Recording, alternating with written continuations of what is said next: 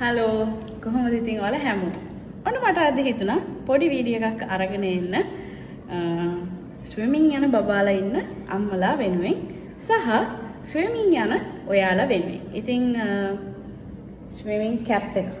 ඉතින් මේ කැප් එක දාන්න ගොඩක් වෙලාවට අම්මලා දන්නේ නැහැ, දරුවෝ දන්නේ නැහැ.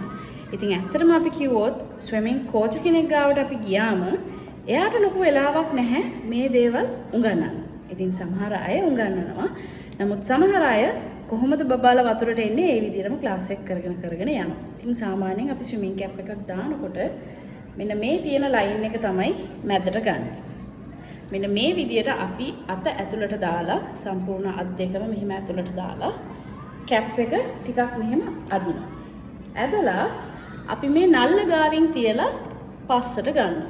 මෙන්න මෙහෙම තමයි ස්විමින් කැප් එකක් අපි දාන්නේ. ඊට අමතරව හිතමුකෝ කොණ්ඩේ දිග කෙනෙක්ගේ කියලා පොඩි දුවෙක් හරි කොණ්ඩේ දිගට තියනවා කියලා ගොඩක් වෙලාවට අපි කරන වැරද්දක් තමයි මෙහෙම අරගෙන ලොකු බන් එකක් හදලා මෙතනින් දාලා කැප් එක දාන්න try කරනවා. එතකොට වෙන්නේ මොකද්ද? කැප් එක ගැලවෙනවා. මෙන්න මෙහෙන් ගැලවෙනවා.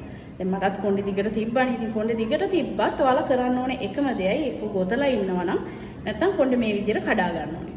කඩලා ඒත් අර විදියටම අපි කැප් එක මෙහෙම දාලා ඊගාවට මේ කොණ්ඩේ තියෙන්නේ අපේ ඒ කොණ්ඩේ අරගෙන මෙහෙම චුට්ට ඇතුළට දාගන්නවා. එතකොට කැප් එක අපි දාගෙන ඉන්නකොට අපිට අපහසුාවක් නැහැ. අර කොණ්ඩේ ගුලි කරලා දාන්න නැතුව මෙන්න මේ විදියට මිනිසරේ කොණ්ඩේ අරගෙන ඇතුළට අපි දාගන්නවා. ඉතින් දිග කොණ්ඩයක් තියෙන කෙනෙකුට ඔහොම තමයි කැප් එකක් දාගන්න පුළුවන් නේ. පේනවනේ මුළු කොණ්ඩේම ඇතුළට දාගන්නවා. කොහොම. ඉතින් මේ වීඩියෝ එක ඔයාලට ප්‍රයෝජනයක් වෙයි කියලා මට හිතෙනවා. ඉතින් ප්‍රයෝජනයක් තියෙනවා නම් අනිවාර්යෙන් කමෙන්ට් එකක් දාගෙන යන්න. මෙන්න මේ වගේ පොඩි ටිප්ස් ස්විමින් ගැන වීඩියෝ මම ඔයාලට අරගෙන එන්නම්. ඔයාලා මේ වීඩියෝ එකට කැමති නම් මම ඊළඟ වීඩියෝ එකෙන් අරන් එන්නම්. ගොගල්ස් දෙකක් කොහොමද පොඩි අයට දාන්නේ? මේ හරියෙන් රිදෙන්නේ නැති වෙන්න, ඇස් මෙහෙම ඇතුළට යන්නේ නැති වෙන්න කොහොමද Google එකක් ඇඩ්ජස්ට් කරගන්නේ කියලාත් මම කියලා දෙන්නම්. ස්විමින් කැප් එකක් තෝරනකොට මෙහෙම ඇකිලිලා තියෙන කැප් තෝරගන්න එපා. සමහර වෙලාවට අපි මෙහෙම කැප් එක අරිනකොට ඒක හොඳටම ඇලිලා තියෙනවනේ. ඒ කැප් ගන්න එපා.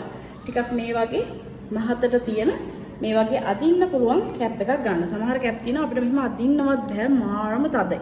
ඉතින් ඒ වගේ කැප් පාවිච්චි කරන්න එපා. ගොඩක් වෙලාවට ඒ වගේ කැප් අපි පාවිච්චි කරාම වෙන්නේ අපි කැප් එක දාන වෙලාවට කැප් එක ඉරිලා යනවා. ඉතින් මේ කැප් එක මේ මැටීරියල් එක මේ අපි කොච්චර ඇද්දත් ඉරෙන්න බලන්නේ නැහැ. හැබැයි කාලයක් යනකොට ඉතින් ඉරෙනවා. නමුත් අර කල් පැවැත්ම වැඩි. ඉතින් හැමදාම වගේ වීඩියෝ එක බලපු ඔයාලට ගොඩාක් ස්තුතියි. මම එහෙනම් ගිහින් එන්නම්. ඔයාලා හැමෝටම සුබ දවසක්.